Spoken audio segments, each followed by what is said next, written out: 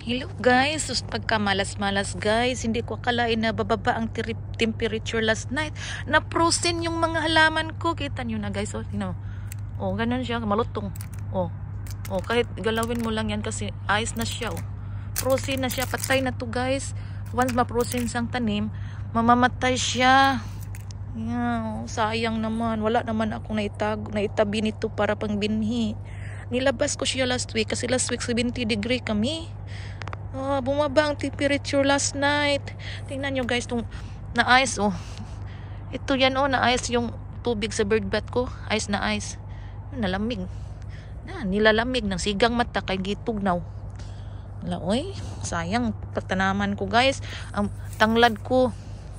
Jesus Mariosep. Ito snake plant. Ito, hindi ko tingnan nyo guys oh. Malutong siya. Itong baliin. Malutong siya guys oh. Oh, ganyan siya.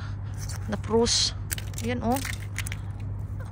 Naku guys, ito pang ganda. 3 years na, 5 years na ito sa akin. Patay na siya. Patay na siya guys. Patay na.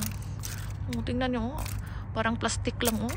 Ang bilis na matanggal yung dahon yan guys. Kasi ice na siya ngayon ice. Wala na guys, patay na yung mga halaman ko.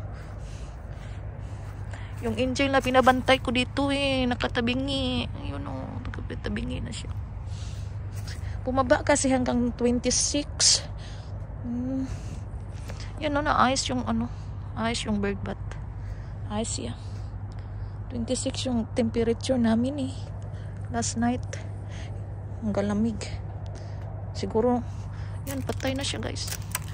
Patay na, wala na. Hindi na siya ice na kasi yan na-ice siya.